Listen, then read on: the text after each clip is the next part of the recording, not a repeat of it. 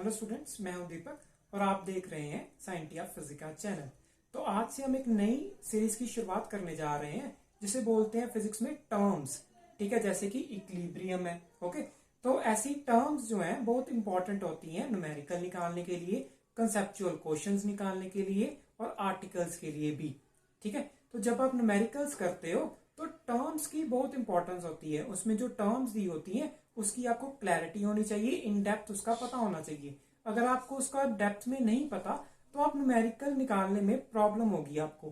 ठीक है, न्यूमेरिकल में विजन चाहिए होती है। आपकी विजन अगर क्लियर नहीं है न्यूमेरिकल में तो आप उस न्यूमेरिकल को निकाल नहीं पाओगे। ओके, सो विजन क्लियर करने के लिए टर्म्स का बहुत बड़ा हाथ है। ठीक है, कंसेप्चुअल क्वेश्चन में भी आपको अगर टर्म्स क्लियर है तो आप जल्दी से जल्दी कंसेप्चुअल क्वेश्चंस को सॉल्व कर पाओगे और न्यूमेरिकल को भी कम टाइम लोगे।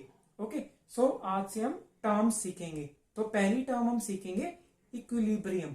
इक्विलिब्रियम जो है वो फिजिक्स केमिस्ट्री में बहुत ज्यादा यूज होता है।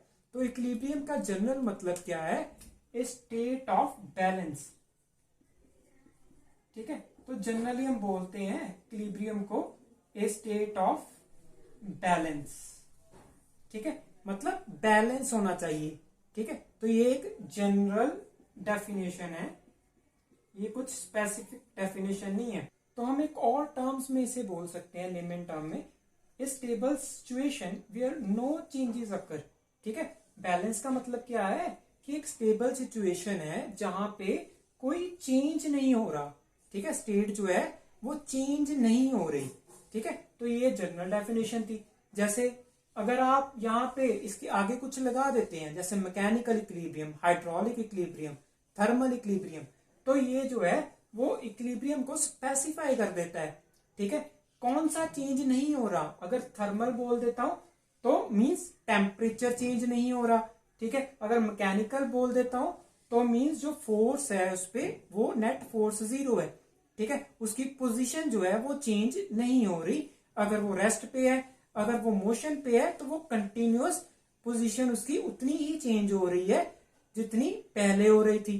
ठीक है, ये ऐसे नहीं है कि एक लैप्स में उसकी पोजीशन ज्यादा चेंज हो रही है, एक लैप्स में उसकी पोजीशन कम चेंज हो रही है। ओके, जैसे मैकेनिकल इक्विलिब्रियम की एग्जांपल लेते हैं। तो जैसे ये मेरे पास मार्कर है, ये स्टेबल है। ठीक है, स्टेबल इक्विलिब्रियम में है, तो मैं इसे मैकेनिकल क्यों बोल रहा हूं? क्योंकि इस पे जो फोर्स लग रही है, नेट फोर्स जो है वो 0 है। जितनी ग्रेविटी लगा रही है उतनी मैं अपवर्ड्स लगा रहा हूं, तो नेट फोर्स 0। इसकी पोजीशन चेंज नहीं हो रही, ये पहले की स्टेट में था, रेस्ट पे था, तो टाइम के साथ इसकी पोजीशन नहीं चेंज हो रही। ओके, तो इट मींस ये इक्विलिब्रियम में है।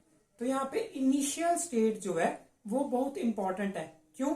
क्योंकि जैसी इनिशियल स्टेट होगी, अगर इनिशियल स्टेट की कोई एक इनिशियल स्टेट है, ठीक है, तो अगर वो टाइम के साथ वही स्टेट रह रही है, स्टेट चेंज नहीं हो रही, तो उसे हम इक्विलिब्रियम बोलते हैं। जैसे ये मान लो जी मोशन में है। ठीक है, तो अगर ये मोशन में मैंने देखा है, इनिशियली मैंने इसे मोशन में देखा है। ठीक है, तो ये एक पर्टिकुलर वेलोसिटी से, कांस्टेंट वेलोसिटी से मूव कर रहा है।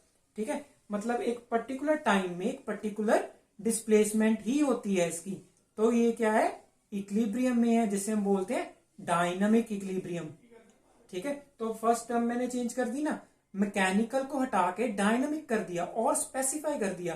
तो जो पहली टर्म होगी आपकी, ठीक है, जो इक्विलिब्रियम से पहले लगी होगी, वो इक्विलिब्रियम को स्पेसिफाई करेगी कि कौन सा चेंज जो है वो नहीं हो रहा, कौन सा स्टेट में चेंज नहीं होगा या नहीं हो रहा। ठीक है, तो ये इक्विलिब्रियम को स्पेसिफाई करेगी। ओके, तो आपको पता चल गया इक्विलिब्रियम का। अभी हम टाइप्स की बात कर लेते हैं। जो इक्विलिब्रियम है वो 3 टाइप्स का होता है, that is stable equilibrium, unstable equilibrium और न्यूट्रल इक्विलिब्रियम। ठीक है, स्टेबल इक्विलिब्रियम कौन से होते हैं तो मैं उसकी एग्जांपल लेके आपको बताता हूं। मान लीजिए मेरे पास ये बॉटल है। ठीक है, तो अगर ये बॉटल ऐसे पड़ी है, ठीक है, तो ये क्या है? इक्विलिब्रियम में तो है, बट ये कौन सी स्टेट ऑफ इक्विलिब्रियम में, कौन सी टाइप में है, तो वो उसमें हम कंडीशन लगाते हैं। स्टेबल की कंडीशन क्या है कि अगर मैं इसे थोड़ा सा डिस्टर्ब करूं, थोड़ा सा करना, ज्यादा नहीं करना। ठीक है, सो अगर मैं थोड़ा सा इसे डिस्टर्ब करूं, तो अगर मैं डिस्टर्बेंस को हटाता हूं तो ये अपनी ओरिजिनल पोजीशन पे वापस आ जाए तो हम उसे बोलते हैं स्टेबल इक्विलिब्रियम। ठीक है, स्टेबल की कंडीशन याद रखिएगा कि वेरी लिटिल डिस्टर्बेंस। ठीक है, अगर मैं इसे ज्यादा डिस्टर्ब करता हूं तो ये अपनी स्टेट छोड़ देगा। ठीक है, इसीलिए स्टेबल की कंडीशन है कि बहुत थोड़ा सा अगर आप इसे डिस्टर्ब करते हैं तो ये अपनी ओरिजिनल पोजीशन में वापस आ जाना चाहिए, तो उसे हम बोलेंगे स्टेबल। ठीक है, तो ये क्या है, एक स्टेबल इक्विलिब्रियम में है। ठीक है, तो अनस्टेबल क्या है, अनस्टेबल में क्या होता है कि अगर मैं इसे थोड़ा सा डिस्टर्ब करूं और ये अपनी स्टेट में वापस ना आ पाए तो उसे हम बोलेंगे अनस्टेबल इक्विलिब्रियम। जैसे ये मेरे मार्कर है। ठीक है, तो मार्कर को मैं ऐसे खड़े करने की कोशिश करता हूं तो ये खड़ा नहीं हो रहा, मेरा हाथ जो है वो डिस्टर्ब करता है। ठीक है, हल्का हल्का सा। ठीक है, तो ये बहुत छोटी सी डिस्टर्बेंस पे भी अपनी ओरिजिनल पोजीशन को छोड़ देता है। ठीक है, इट मींस ये क्या है, अनस्टेबल इक्विलिब्रियम में है, ये स्टेबल इक्विलिब्रियम में नहीं है।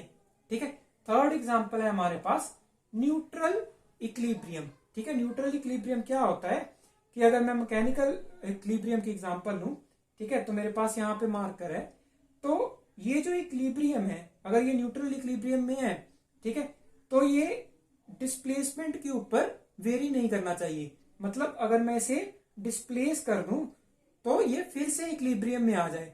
ओके, तो अगर मैं इसे डिस्प्लेस करूं तो ये फिर से एक इक्विलिब्रियम में आ जाए तो उसे हम बोलते हैं न्यूट्रल इक्विलिब्रियम। मतलब ना ये स्टेबल है, अपनी ओरिजिनल पोजीशन पे नहीं आता, ना ही अनस्टेबल है कि अपनी जो इक्विलिब्रियम है वो पूरी तरह नहीं छोड़ देता। ठीक है, ये जैसे ही हम इसे डिस्टर्ब करते हैं, ठीक है, तो जितना हमने डिस्टर्ब किया तो वहां जाके एक और इक्विलिब्रियम जो है अटेन कर लेता है। ठीक है, जिसे हम बोलते हैं न्यूट्रल इक्विलिब्रियम। ओके, तो ये थी टाइप्स ऑफ इक्विलिब्रियम। तो इसमें इतना ही था। तो अगर आपको कोई क्वेरी है इसमें तो आप मुझे कमेंट सेक्शन में पूछ सकते हैं, और कोई सुजेशन है इस सीरीज को लेके कि आप मुझे क्या ऐड करना चाहिए या क्या नहीं करना चाहिए, वो आप मुझे कमेंट सेक्शन में बता सकते हैं। और अगर आपको कोई स्पेसिफिक टर्म पूछनी है मुझसे, वो भी आप मुझे कमेंट सेक्शन में जरूर बताइएगा, वो उसकी मैं वीडियो बना दूंगा। Okay, thank you.